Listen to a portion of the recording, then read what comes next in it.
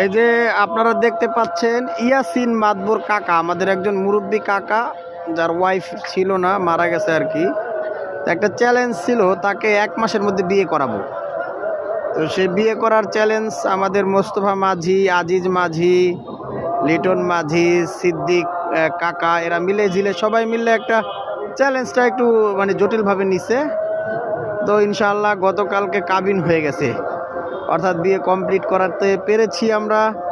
এজন্য আজকে আমরা সকলের কাছ থেকে চাঁদা তুলে আমরা একটা খিচুড়ি আয়োজন করতেছি। হ্যাঁ, এই যে খিচুড়ি এখানে চলমান, এখানে দেখা যাচ্ছে হলুদ, মরিচ, পেঁয়াজ, রসুন কাটা হয়ে গেছে, মসুরির ডাল দেখা যাচ্ছে।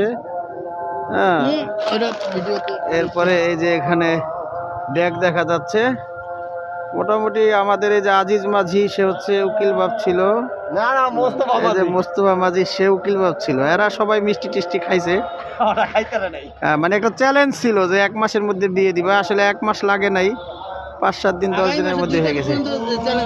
চ্যালেঞ্জ ছিল। হ্যাঁ, মোস্তফা মাঝি আপনি কিছু বলেন, কি জন্য আমরা আজকে আয়োজন করতেছি? আমরা ইয়াসিন মাদবর ভাই, আমাদের মুরব্বী, শ্রদ্ধেয় মুরব্বী, তার বিবাহের উপলক্ষে আমরা আগেই বলছিলাম যে সে যদি 2 তারিখের আগে বিয়ে করতে পারে তাইলে আমরা সবাই আনুষ্ঠানিকভাবে একটা খিচুড়ি আয়োজন করবো, এবং 10 কেজি গোশ দিয়ে খিচুড়ি আয়োজন করা হবে।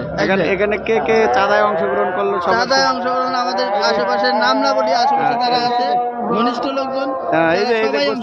হ্যাঁ, আপনাদের সবার দাওয়াত, নিজের বাড়িতে খায়া আমাদের সাথে এসে দেখা করবেন ইনশাআল্লাহ। কপালে থাকলে এখান থেকে একটু খিচুড়ি খাইতে পারবেন। ধন্যবাদ সবাইকে।